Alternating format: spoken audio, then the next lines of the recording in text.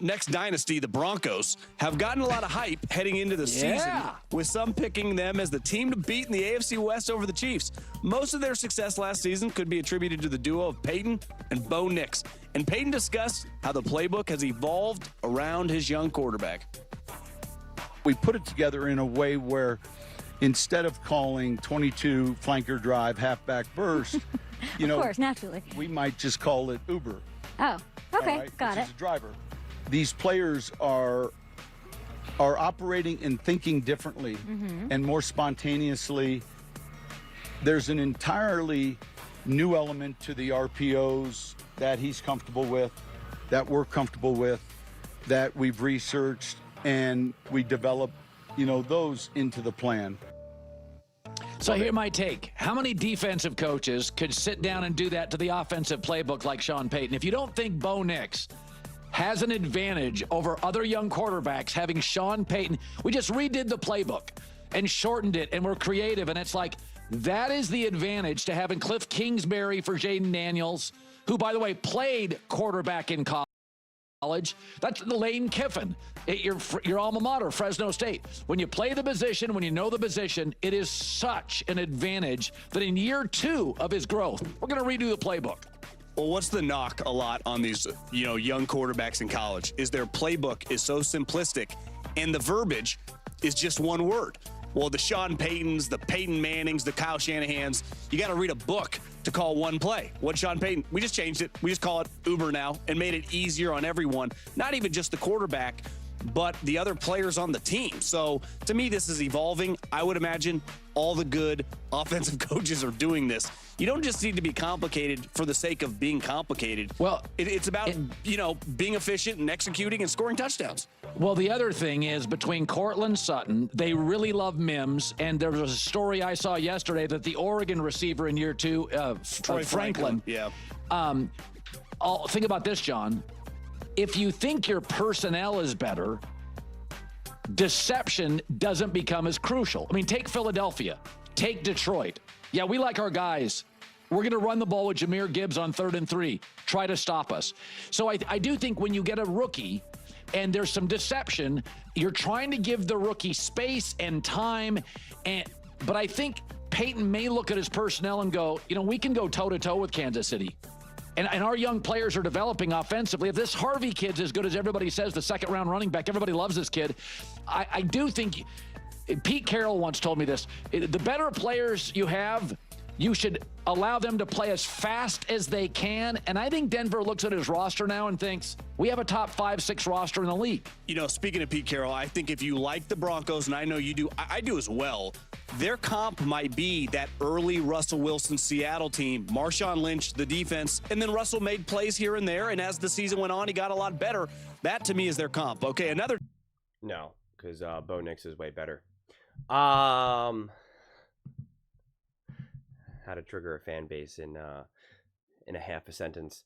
Okay, in 4 words or less. But so, I love this. This is not just about being an offensive coach or a defensive coach. This isn't even about being a great or intelligent or, just a high level offensive coach. This is called being confident, comfortable, and actually reaching a level of mastery over your skill set, over your art, because there are absolutely brilliant offensive coaches who we don't even know exist yet, right? We don't even know their names, but they don't have that confidence or comfort to now be like, you know what? I'm going to do things a little bit. I know it's a little bit more normal to do X, Y, and Z. You know what? I don't see the value in that anymore. Once upon a time I did. No. Or you know what? I still see the value in that. But what I have right here, I think we could significantly benefit from doing this instead. And it's so beautiful because this is something that I've been talking about a lot recently. Pretty much the various threads that can be pulled from this idea of when you're truly comfortable and confident, when you're not trying to pretend to be something that you're not, or trying to do what you think you're supposed to do. And I used that reference point when I was talking about Ben Johnson, where he was comfortable and confident enough to be like, I'm not starting Caleb Williams in this first preseason game. I don't care that you want me to. I'm doing this my way, and not out of like my ego, it's my way or the highway. It's like, I'm confident enough to know that this is what my team needs. And so I'm not going to be backed in a corner and do something that I think that I'm supposed to do. And that is so insanely important to be able to do. And so having that with a Sean Payton, like, I'm confident that a Sean Payton obviously has the confidence and the expertise to also be able to navigate that. But like, and I'm incredibly high on a Cliff Kingsbury, praise him all the time. Definitely. But I don't know if he's reached that level in coaching just yet. I don't know that. There's no full way to even know that. Like, doing something like what Sean Payton is doing takes a lot of confidence, and it's also beneficial when you're the head coach as well, compared to when you're a coordinator, because you have to know sometimes like what is the where does the power balance lie if you're just an offensive coordinator and you still have another head coach, because you could very much be vetoed, and to what level. I mean, that's always really, really hard to know, right? Like, everyone always tries to figure that out with like Nick Sirianni and his coordinators. It's just like, what's actually happening in any given moment, right? Like, who's pulling the levers here, you know, and literally in any given moment, like you throughout the game, throughout the week, like you don't really know quite yet. You have a better sense for the Harbaughs and stuff, or some of these other coaches that have been around a lot longer, but like Sirianni just doesn't have that clear-cut reputation where like people start to like really understand. But Sean Payton, obviously being the offensive coach and essentially the coordinator, the one who's calling all the shots, like he only answers to himself. And yeah, I'll have to find this quote because I butchered it before and referenced it before, but it's something that really resonated with me, and it's about a comedian guy who a real famous actor who learned sketch and improv, and there's rules to improv, how to make things funny, how to make scenes work so they don't just go nowhere and you're just standing up on stage and no one's laughing. And he talked about how he's like, UCB, Upright Citizens Brigade, a very famous theater that I actually studied at. He's like, they taught me the rules, so I then knew how to break them. And I love that quote so much, because it's like, you need this foundation, you need this expertise, you need to know your world before you can start to navigate outside of it. And so I love that from Sean Payton, and being able to recognize the personnel that you have and the players, and understand how can I put them in the best possible situation to succeed. That is something that I bang on that drum all the time. I'm constantly saying your coach needs to put you in positions to succeed. Your coach needs to put you into positions to succeed.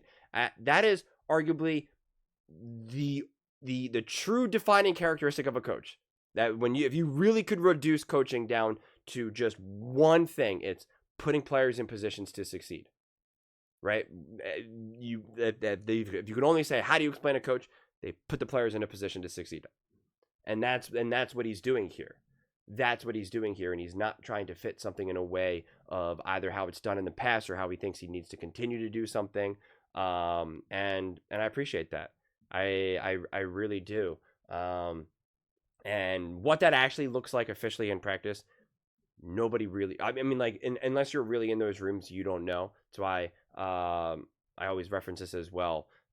Tom Brady and his offensive coaches, they talk about how they would always make fun of Bill Belichick for not being able to keep up with the lingo and the play calling on offense, because it's just completely different, and that's Bill Belichick.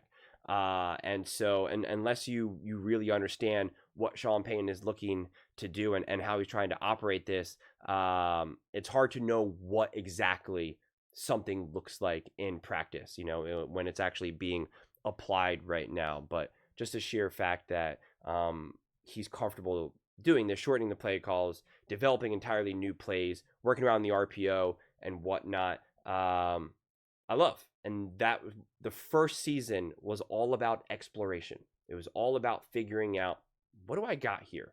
What do I got here? How do I have success today? How do I start developing so we can have more success tomorrow? Okay, we're at this level now. I have a whole season's worth to work from. Boom. How do we now elevate our floor even more and continue to develop? And we can see right here in such a basic, quick interview on such a bare bone level. Here we go. This is phase 2.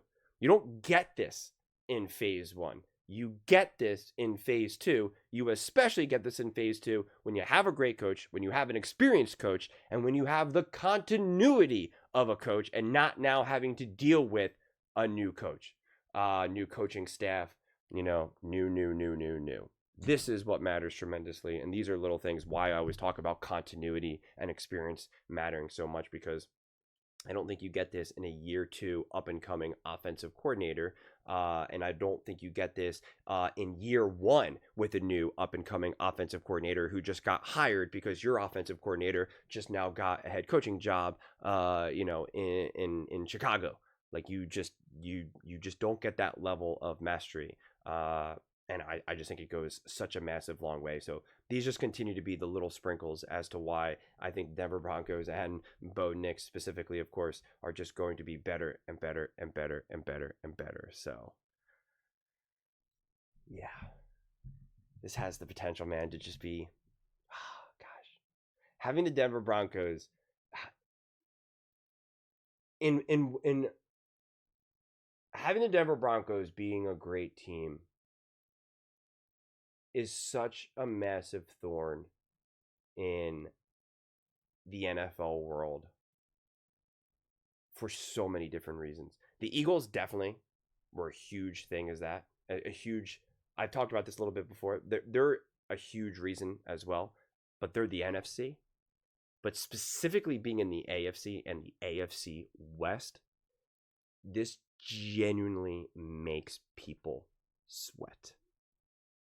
Wilds himself, and I'll repeat this again on when I'm doing my first things first video about the floor and the ceiling for the Denver Broncos, so it'll be a repeat, but I just want to say it here as well.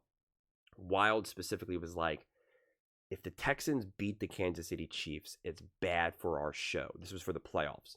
He's like, it's bad for our show. And I remember saying, Wild just said the quiet part out loud.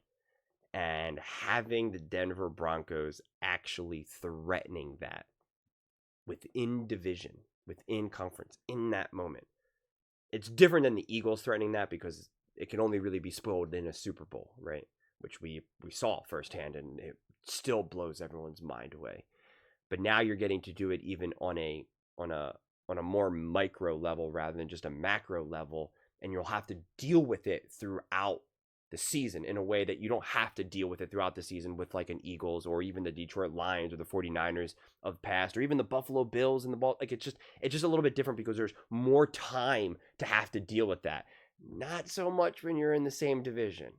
You are a true direct threat there, a true direct threat in a way that even a Bengals or a Bills or a Ravens don't necessarily offer. So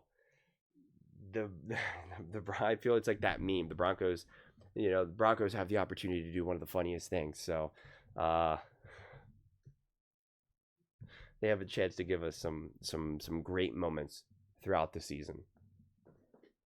But those are just my thoughts. I'd absolutely love to hear yours. What do you guys all think about Sean Payton shortening the play calls, developing entirely new plays for Bo Nix? What that means? Do you think this is just kind of like, man, this is just football, man, this is just how it works? Or do you think that there's more something to it? Let me know in the comments below. I read every single comment. It's whether you agree with me or disagree with me. Either way, let's get in some discussions. Let's get in some fights. But ultimately, let's just have some fun. And please do consider subscribing. We are building an amazing community here, and I absolutely love to see you part of it. I want to build something that we all generally feel connected to.